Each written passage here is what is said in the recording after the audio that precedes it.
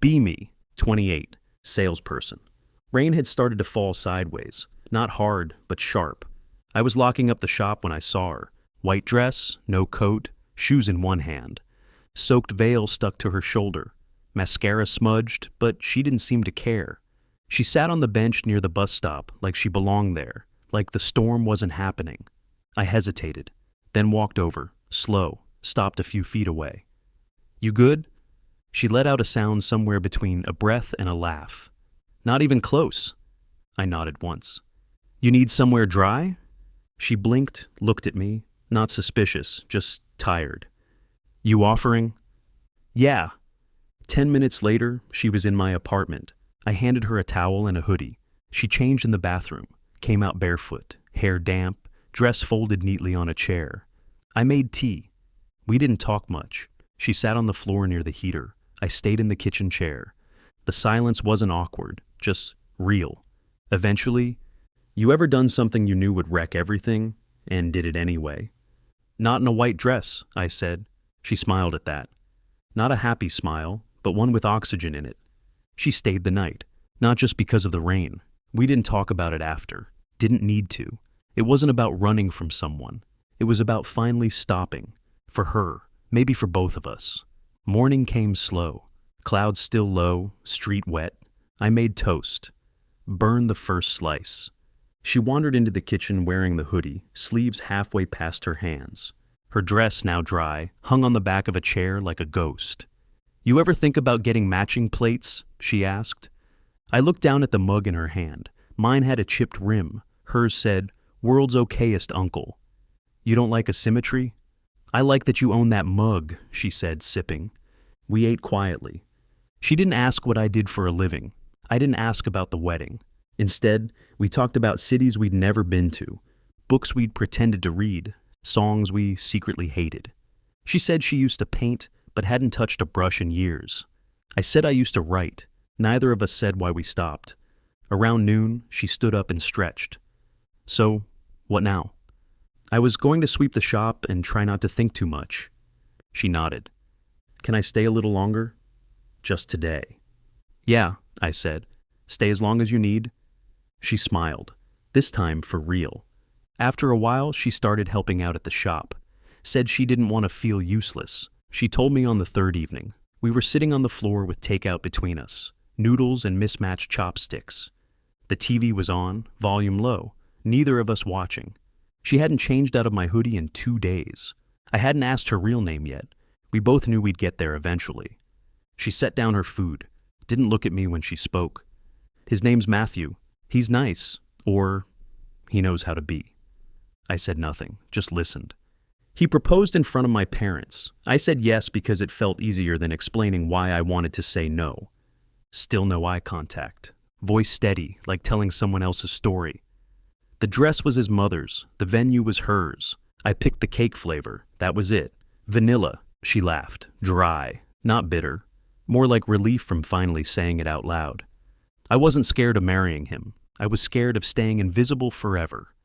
That's when she looked at me, eyes not asking for advice, just wondering if I'd leave now that the truth was out. I didn't move. You regret it? I asked. Running? Yeah.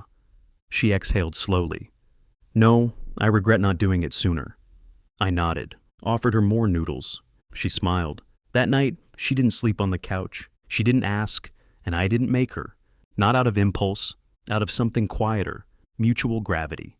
She stayed. Not like someone moving in, more like someone who didn't know where else to be. Mornings turned into coffee and quiet music. She made a habit of stealing my flannel shirts. I stopped mentioning it after the third one. We started walking places, nowhere important. Corner shop, used bookstore, park where half the benches were broken. She liked sitting in strange spots, on ledges, on stairs. Said it helped her think sideways. Once she asked, "What do people here do for fun?" Complain about rent and overcooked pasta. Nice, feels safe.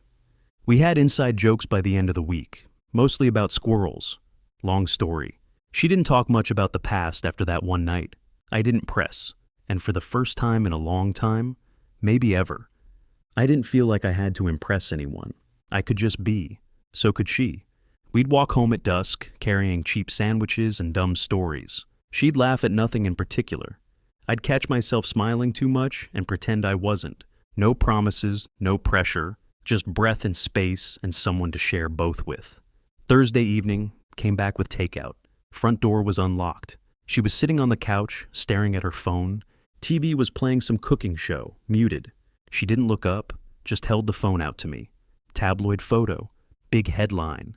Matthew, tux, smile, new bride in some coastal setup. Same venue, same day, different ending. Didn't waste the catering, I guess, she said. I looked at her. She wasn't crying, just locked down. They look happy, she added. Or well-practiced. I dropped the takeout on the table, sat next to her. Want to order a flamethrower or just eat noodles? She snorted. You got extra chili sauce? Obviously. We ate straight from the boxes. Neither of us said much for a while. Halfway through her noodles, she muttered, "Kinda thought I'd feel worse." Want to feel worse? I can find a playlist. No, I'm good. She didn't finish her food, but she stretched out on the couch like she wasn't going anywhere. After a few minutes, she kicked her feet up on my legs. You ever wonder if I made a mistake? Nope. Why not? Because you didn't flinch when you left. You flinch when you lie to yourself. You didn't. She didn't reply, but I felt her relax. She leaned her head against my shoulder, said nothing for a while, then softly, You ever regret anything? All the time? But not this? Not for a second.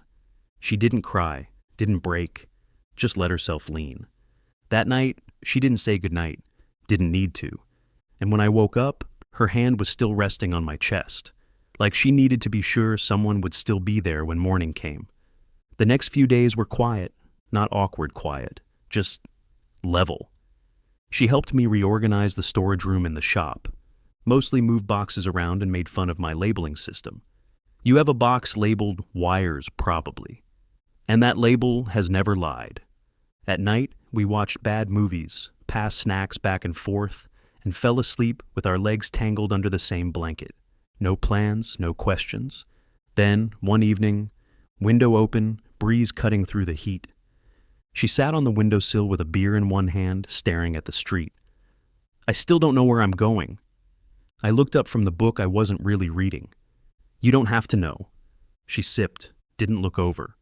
Feels wrong to just do nothing, like I should be rebuilding or redefining or whatever Instagram says. Screw Instagram, I said. You're allowed to just breathe. She glanced back at me. You always this annoyingly steady? No, I fake it well. You're doing a decent job. She hopped down from the sill, walked over, stopped in front of me.